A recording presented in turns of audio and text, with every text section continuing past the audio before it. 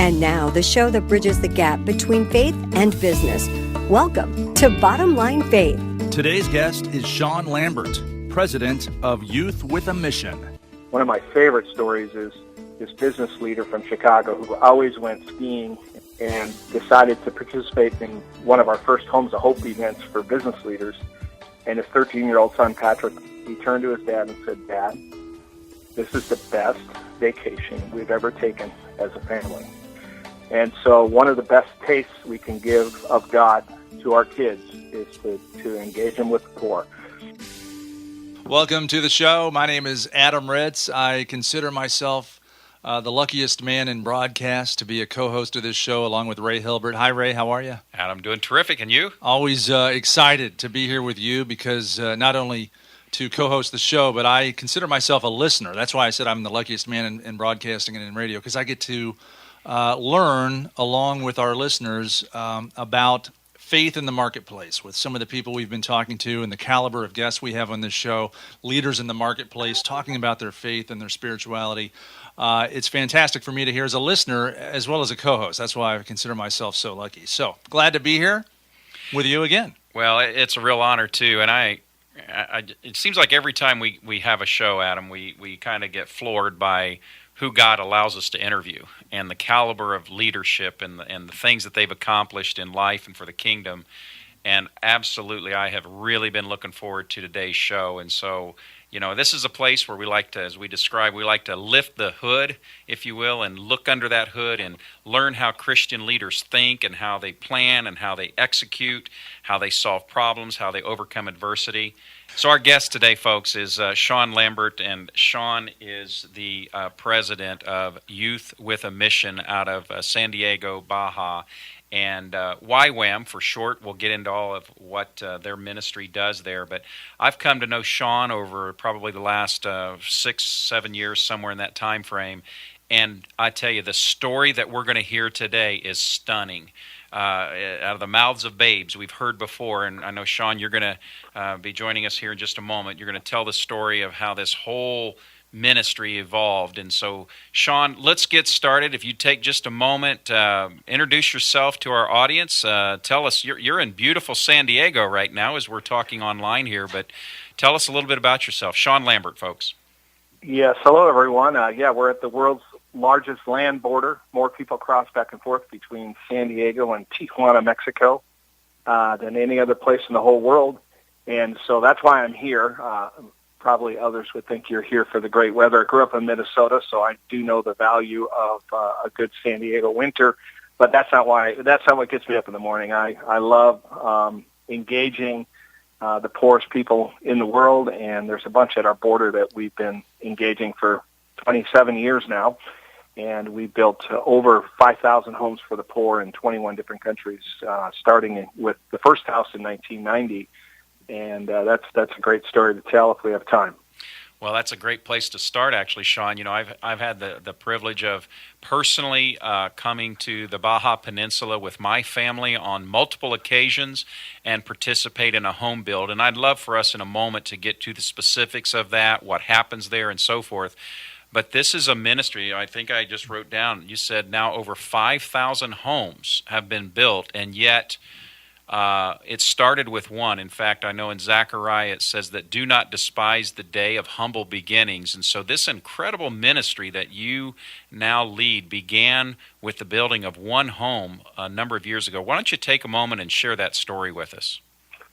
Yeah, thanks, Ray. I think it's often we outthink ourselves, and I think if we just do the right thing, no matter how big or small it looks, and just respond in obedience, which is what we did, we start every year with a bunch of prayer in YWAM, and one of our leaders said, Jesus needs an offering. So I said, what's it for? And he said, well, we're going to take an offering, and we're not going to know what it's going to be used for, and we're going to collect it all.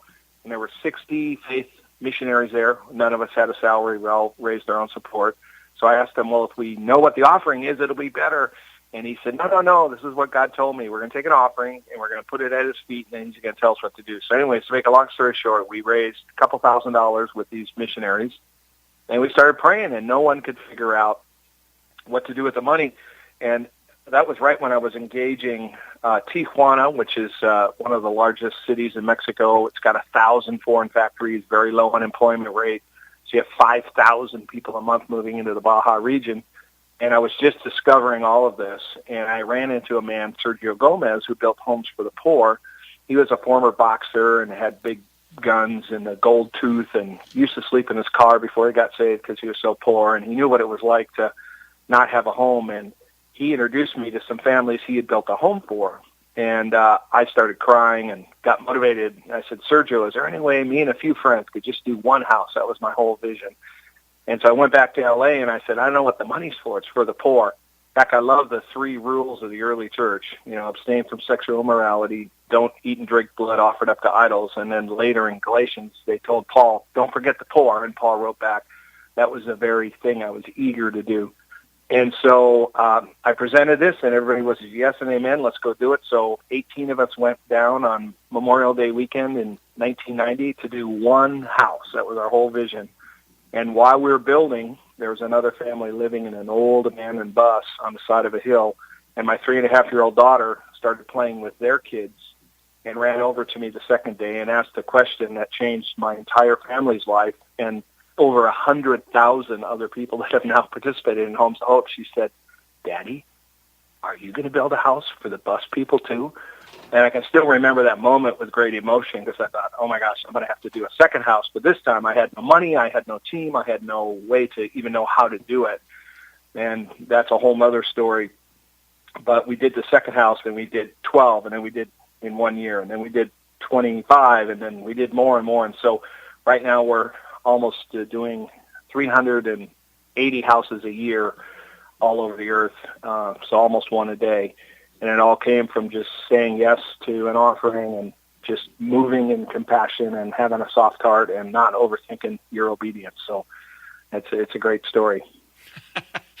From your 3.5-year-old daughter, look at what God has done. That is powerful. And Sean, one of the, as I said a moment ago in the opening of the program, one of the things we love to do on this program at Bottom Line Faith is really help business and marketplace leaders apply their faith, but we want to learn from the best Christian thought leaders and leaders in the marketplace. And so I think there's a real lesson there. And you talked about you just went in faith and you did one thing out of faithfulness, and then God just, it seems like, just showed you step by step. Would you agree with that? Just kind of like one thing at a time? Oh, yeah, because otherwise that's the problem with our American franchise system. We want to know everything. We want to think it all the way through. We want perfection before we even have obedience. In fact, one of my friends who's a great Bible teacher says in the Bible, it's God speaks, we obey, God explains, maybe. But the way we like it is God speaks, we demand explanation, we obey, maybe. So I think we just have to get on with acts of kindness. When we get inspired, do it. Reach out and do it. Don't wait for perfect. Don't wait for the perfect plan. Just start going out in obedience, which is kind of how we ended up with engaging the business community. I had a friend who was a CEO in a small group forum with YPO. And he brought his small group, 8 men and women, and they built a house, and they loved it. And that turned into a whole movement within YPO, to so much so that we've had over 600 presidents of companies build homes with us, mostly with their families. And then some of them thought, well, if this is really great for my family, I want to bring my whole company. They have one company right there in Indianapolis that has brought over 5,000 employees, spouses, and kids through Homes of Hope in the last 7 years. It's been amazing. Engaging the poor is such a life-changing experience for everybody. Sean, how many houses into the project did it take before you realized this is it? This is the full time. This is what I'm supposed to do. Not very many. My real passion has always been youth, and Youth with a Mission, the organization I work with, has this founding vision of waves of young people. And as we all get older, I'm 57 now, we say youth is an attitude. You just say it louder every year. And I still believe in young people, but the first 350, 400 homes I did were all with high school kids, and I never spent a nickel on trying to get business people You think you know, I should have, but I didn't. I just kind of went with whoever got sent. And so all of these business people that have come have all been word of mouth. In fact, our Secretary of Commerce, Penny Pritzker, has come and built a house. Steve Reineman, who used to be the chair and CEO of Pepsi, has come built a house. And. Not trying to name drop, just trying to say it's been such a fabulous event where we just have hundreds and hundreds of business leaders that have brought their wives, their kids, their employees. In fact, one of my favorite stories is this business leader from Chicago who always went skiing in Vail during Christmas and New Year's and decided to participate in one of our first Homes of Hope events for business leaders. And his 13-year-old son, Patrick, was kicking and screaming, saying, "Dad, you're ruining my life. I should be skiing, and I'm working with these stupid poor people." At the end of the trip, in the red carpet lounge in United Airlines, as he was flying back to Chicago, he turned to his dad and said, "Dad, this is the best vacation we've ever taken as a family." And he's come 24 times now through Homes of Hope, his family. And so one of the best tastes we can give of God to our kids is to engage them with the poor. And when I say that, too, I want to be careful because the way Homes of Hope works is very relational. So I think the best answers in life are always relational ones. And, Ray, you've built with us, and you can attest to this, that maybe the first few moments you look and say, oh, they're poor, they're different than me. But after just a few minutes of being there, you realize these people are just like me. They have dreams, they have hopes, they have kids, they have jobs. And then you become friends with them, and you work relationally with them. And that's the power of Homes of Hope. It's very relational. In fact, God did not send a payment for our sins. He sent a person. And the best answers in life are always relational answers. And so whenever we move relationally, we're moving with the true nature of the kingdom of God. Well, Sean, I'd like to maybe just transition a little bit because, boy, our half hour is going to go extremely quickly here because the power of the story. But let's talk a little bit about leadership. Let's talk a little bit about your journey as a leader. You know, you're now 25, 26 years into this journey with the project and all the homes, and so you're really in celebration mode to some degree. But take us back to maybe the toughest time in your journey, when maybe discouragement set in, or where you maybe question God in that. Can you elaborate on that a little bit and tell us a little bit about that? I've never experienced discouragement. All right, well, then we'll move on. I know that's not true. Yeah, well, I'll tell you, I got started with a bang, and we're rolling the first couple of years, and I call it sloppy. I was a good-hearted leader. I had good character, but I was sloppy in a sense of I wasn't really well thought out, well managed in my own leadership skill. And a day came when my right-hand guy who's over money came and said, I have to tell you something. I'm struggling with cocaine addiction, and, I need to take a break. And so by the time the smoke cleared, I don't know where $50,000 went and blah, blah, blah. And we were very small. And I remember most of the other staff, when they saw the house of cards starting to fall, they bailed too. So we went from 28 staff down to about 5. And I was a mess. I was emotionally wrung out. So I call this pastor. If you ever need a hug, call a pastor, right? So I call this pastor, and he listens to me grouse for a few minutes, and then he says, Sean, he goes, the problem with the way you're telling the story is you're blaming everybody else for what happened under your own leadership. You need to quit making excuses and accept responsibility for everything that's happened. And he hung up on me. And I thought, well, what kind of pastor is this? I'm telling you guys, that changed my life. I want to write a book someday called It's Not My Fault and have the not crossed out, and it's going to be called Eagle Eyes. Because as soon as you accept responsibility in your own leadership for what's happening, you become a growing leader. And so what happened is I quit making excuses, and all of a sudden I saw all of these learning and growth opportunities. In fact, from the minute I prayed, God, if this is true, you show me, the learning and the energy that came back into me was phenomenal. In fact, I turned to my wife at my lowest point and said, basically, I quit. And I said, I'm a failure as a leader. Let's do something you want to do. And I have a very wonderful wife, and she started crying, and she looked at me and she said, I just want to be in the will of God. And as soon as she said that, it was like rebar came into my soul. I thought, yeah, I just want to be in the will of God too. And I was crying.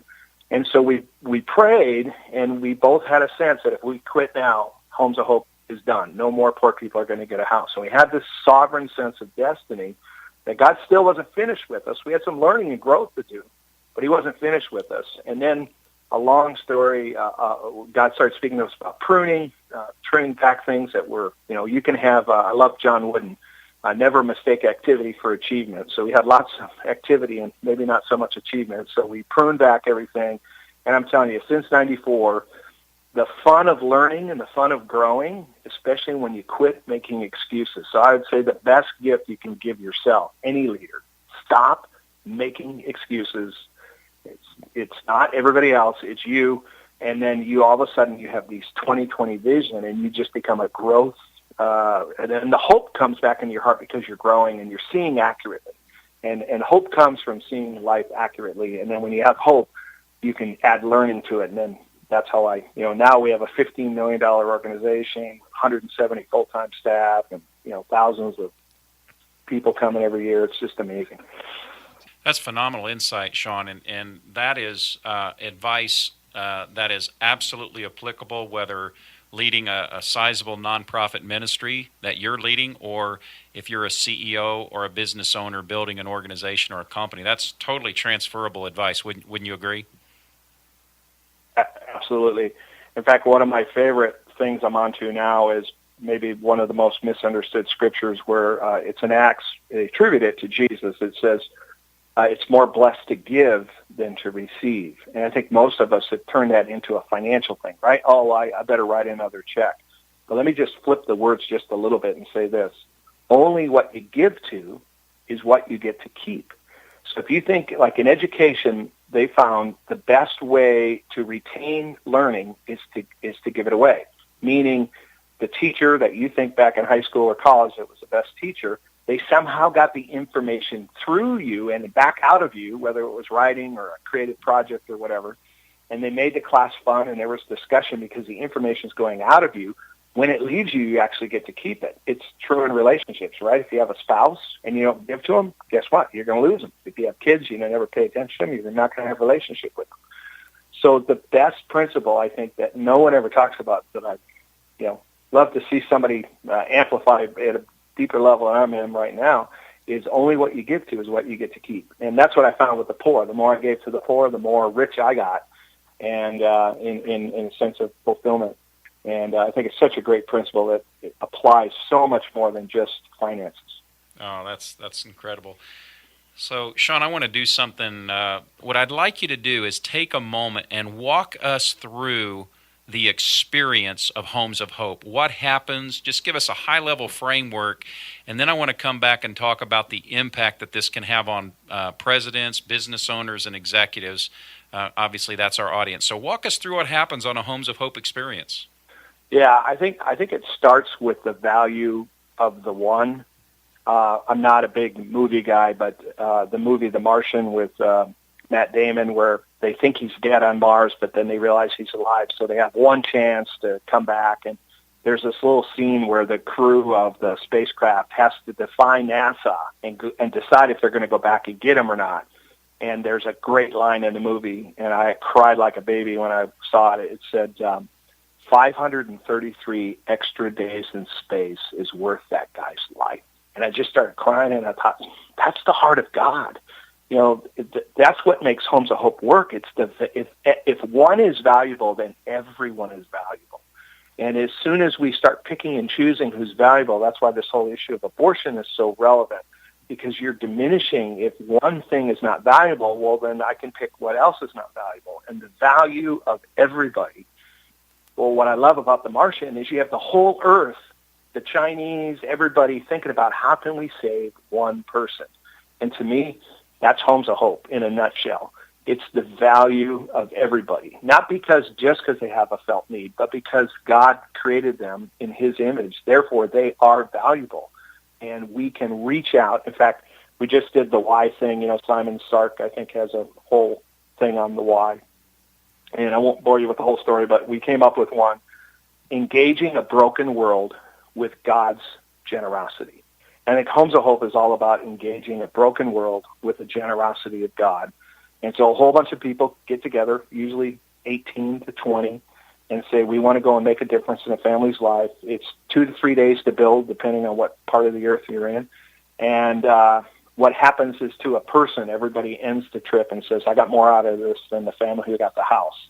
And again, it goes back to that Acts verse I said. It's more blessed to give than to receive. So actually, we're wired to be givers. We're wired to be generous. And when we are, we're more fulfilled. So people go away, and it's like the 13-year-old who said to his dad, the best vacation we ever had, is because God made him to be a giver, not just a taker. And whenever we engage people in giving, they grow and they have a blast. So Homes of Hope is really all about a love your neighbor party, and we make it fun to come and do it. We have all the food, we have the transport, we pick you up, we have builders, hosts, translators. It's all dialed in. So it's a very repeatable trip that engages the poor and is a big celebration and a big love your neighbor party.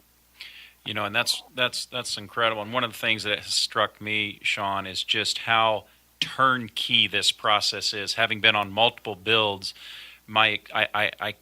while God shows up differently each time, I kind of know what to expect from the experience itself, because I show up on the job site and the materials are there and the leaders are there and the resources are there and the family is there that we're going to work alongside, and quite often their neighbors are there.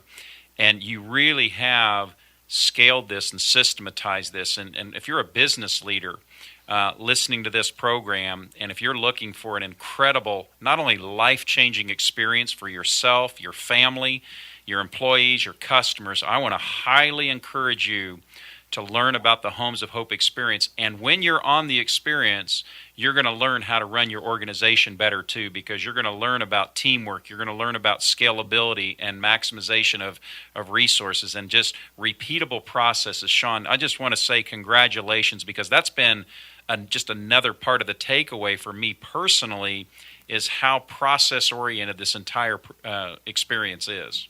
Fantastic. Well, Adam, I think... Go ahead, Sean. One of my quick favorite stories, Ray, is a group that the board was going to sue each other. They had 5 or 6 companies in an LLC worth about $1 billion, and they were not sure how to dissolve it all or what to do with it. And so they were fighting, and some people wanted out, and some people wanted to stay in, and it got messy, and they were going to all sue each other. And so the chairman of the board took them on a Homes of Hope trip. And they built for a mom with 3 kids, and it started raining. They almost quit because it was so wet, and they opened the door to say to the woman, we're going to leave now. And she was sitting in her little shack with a river of mud running through her house, shivering with one of her kids. And the guy shut the door and said, we're going to go have lunch now. And he went back to the team and said, we got to finish this house. Anyways, they finished the house. It was very hard, very difficult. The next day, in just less than 2 hours, they made great decisions.